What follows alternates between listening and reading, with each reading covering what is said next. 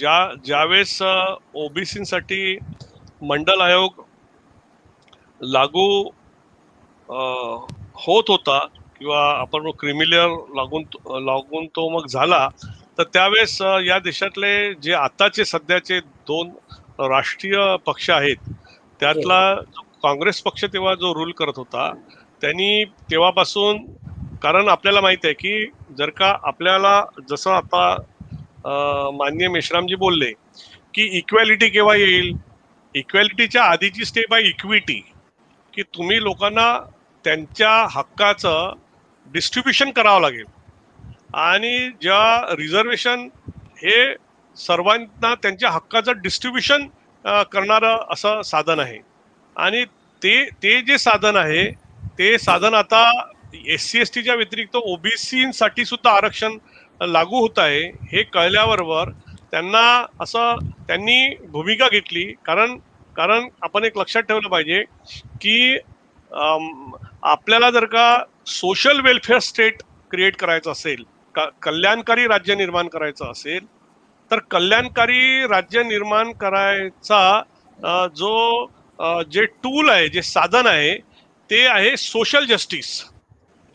आणि सोशल जस्टिसला सर्वसाधारण लोकांच्या भाषेमध्ये जर का बघायचं झालं तर आपण त्याला आरक्षण म्हणतो, बरोबर आहे. आणि हे जे आरक्षण आहे हे भारताच्या संविधानाच्या जे फंडामेंटल राईट्स आहेत त्याच्यामध्ये आर्टिकल 15(3) मध्ये महिलांना विशेष अधिकार, 15(4) मध्ये शेड्यूल कास्ट, शेड्यूल ट्राईब आणि ओबीसींना विशेष अधिकार, आणि 15(5) मध्ये शिक्षणामध्ये, आणि मग एडेड असो किंवा अनएडेड कॉलेज असो, ती जी 2005ची IIT IMC ओबीसीची लढाई आली तर त्यावेळेस SC ST ओबीसींना प्रायव्हेट असो की एडेड असो अनएडेड एज्युकेशन इन्स्टिट्यूशन मध्ये जे 93rd अमेंडमेंट आलं होतं त्यानुसार खाजगी शिक्षण संस्थांमध्ये सुद्धा आरक्षण, ही लढाई आपण सातत्याने लढून राहिलेलो ऍक्च्युली. आणि आपला जो पट्टा आहे तो कव्हर करून राहिलो.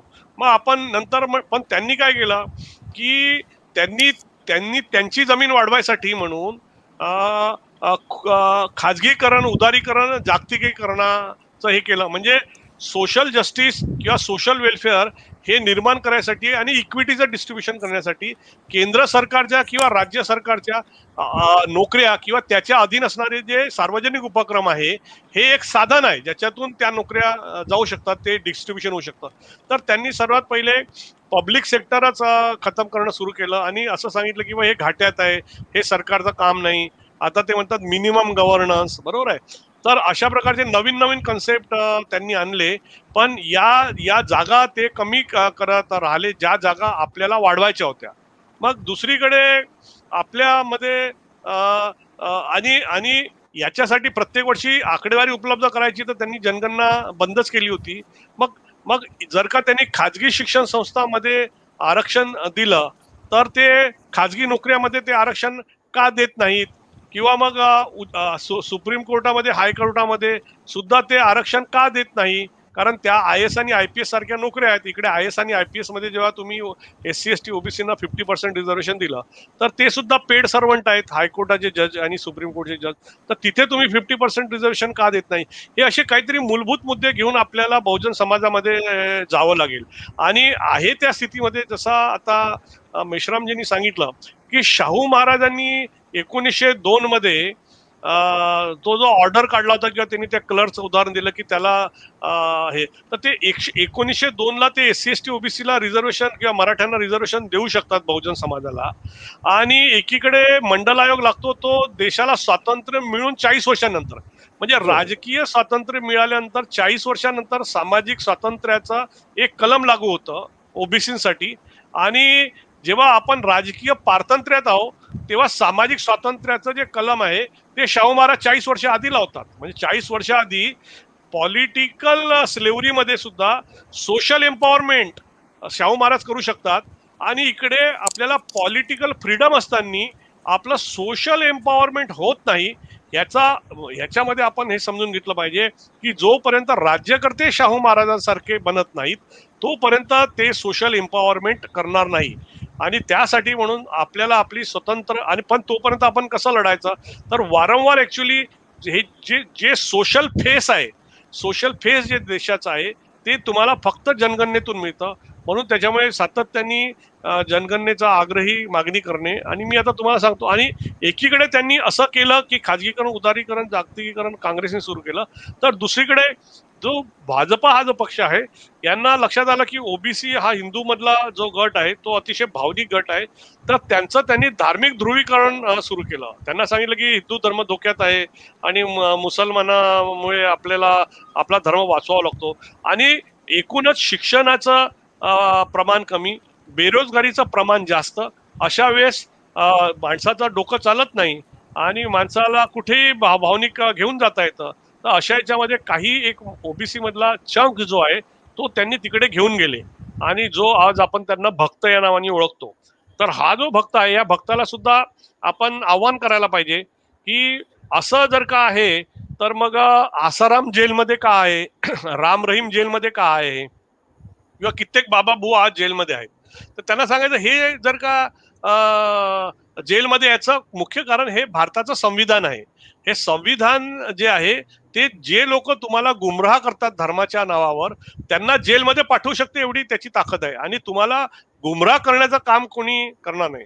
भारताच्या संविधानाने तसं बघितलं तर सर्व धर्म समभाव, म्हणजे आपण freedom to preach, propagate and profess the religion हे तर दिलं आहे आर्टिकल 25 पासून 28 पर्यंत.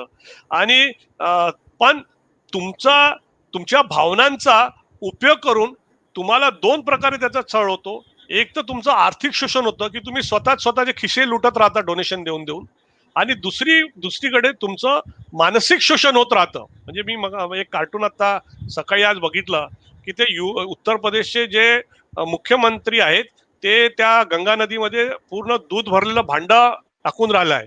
आणि ते तिथे खाली कॅप्शन लिहिलं होतं, अतिशय हे होतं की भावनाओं का खेल देखिए कि जो दूध है जो पीना है वो गटरों में बहाया जा रहा है, और जो मूत्र है वो लोगों को पिलाया जा रहा है. बघा, म्हणजे गाईचं मूत्र लोक पितात, म्हणजे लोकांना जी जी कुठल्या स्थितीत आणलेलं आहे की जी मूत्र लोक पितात आणि जे गाईचं दूध प्यायला पाहिजे ते फेकून राहिलेत ऍक्च्युली गंगेमध्ये.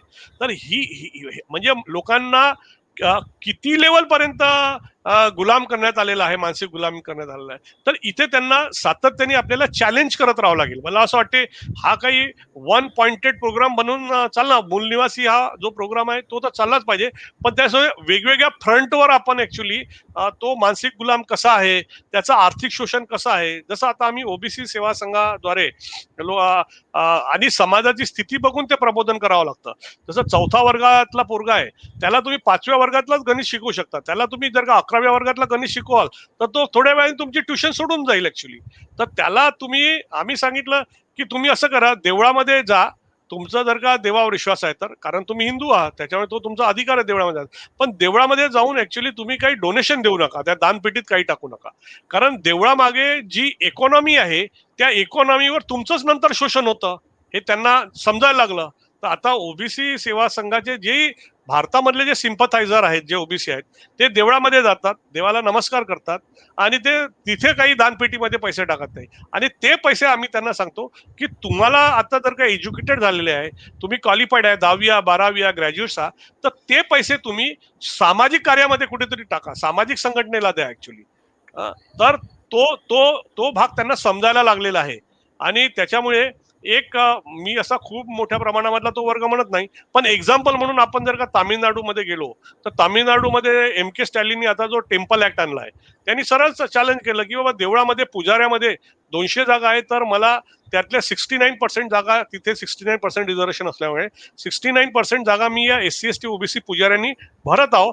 आणि 6 महिन्याचा जो डिप्लोमा आहे तंत्र मंत्र म्हणायचा, आणि तो संस्कृतमध्ये नाही, त्यांनी तामिळमध्ये सुद्धा तसे पुजारी तयार केले आहेत. आणि त्याला चॅलेंज मुंबई हायकोर्ट, मद्रास हायकोर्टामध्ये झालं. तर मद्रास हायकोर्टाने म्हटलं नाही, फंडामेंटल राईट मध्ये पुजारी हे सुद्धा एक प्रोफेशन आहे. आणि आर्टिकल 19(1)G जे फ्रीडम्स देतात भारतीय संविधानाद्वारे, ते म्हणतं की आज कोणी कुठलंही काम करू शकतं. म्हणजे मी माझ्या जातीने तेलियाहून मी तेल्याचंच काम करत आहो का, मी इंजिनियरचं काम करत आहो. तुम्ही तुमच्या जातीने काय, तुम्ही स्पीकरचं काम करताय, तुम्ही आज ऑर्गनायझेशन बनवायचं काम करताय, आपण असेंब्ली, आपले जे फंडामेंटल राईट्स आहेत ते वापरू देत नसतील, पण आपण तर वापरू शकतो की नाही. तर आपण जर का ते, आणि आपण एवढ्या मोठ्या संख्येत लोक आहोत, हे जर का आपण जर का वापरायला लागलो, मग ते सुप्रीम कोर्टामध्ये चॅलेंज करायला गेले तर सुप्रीम कोर्टही म्हणतं की नाही, तो अधिकार तर द्यावाच लागेल, कारण ते हिंदू आहेत, ते सुद्धा पुजारी होऊ शकतात. तर अशा काही गोष्टी पेचामध्ये त्यांना, मग काय झालं, मग त्याच्या विरुद्ध कोण आला आता लक्षात घ्या. सर्वात पहिले तिथले ब्राह्मण वर्ग आला की नाही नाही, हा हा ट्रेडिशन आहे, हे मग ट्रॅडिशन आहे. तर भारतीय संविधानाचा आर्टिकल 13 सरळ सरळ म्हणतं, तिथे 2 फिल्टर लावलेले आहेत. 13(1) जो आहे तो म्हणतो की या देशामध्ये आजपर्यंत ज्या काही ट्रेडिशन्स किंवा जे काही कस्टम्स किंवा जे काही लॉ किंवा जे काही ऑर्डिनन्स, हे जे चॅप्टर 13 आहे याच्यामध्ये जे फंडामेंटल राईट्स दिलेले आहे, या फंडामेंटल राईट्सचं व्हायोलेशन करत असतील तर ते त्या क्षणापासून खतम होऊन जातील संविधान लागल्यापासून. आणि नवीन कायदे जर का बनवायचे झाले आर्टिकल 13(2) नुसार, तर त्याला त्या फंडामेंटल राईट्सचा आधार घेऊनच ते कायदे बनवावे लागतात. मग इथे आपण सरळ सरळ मला असं वाटते की अच्छा, मग मग जेव्हा जेव्हा ब्राह्मणांची ताकद तिथे कमी पडली त्याच्या विरोधात, तर भाजपानी तिथे मुद्दा घेतला की भाई डीएमके ये हिंदू विरोधी पक्ष आहे करके. तर द्रविड लोकांनी म्हटलं की हम कहा हिंदू विरोधी, हम तो हिंदू ही आहे. तो आप किसके, आणि म्हणून त्या जी कानिमोजी आहे तिचं स्टेटमेंट फार महत्वाचं आहे. त्या कानिमोजीनी म्हटलं की which which which segment of Hindu BJP is talking, please clarify, we are also Hindus.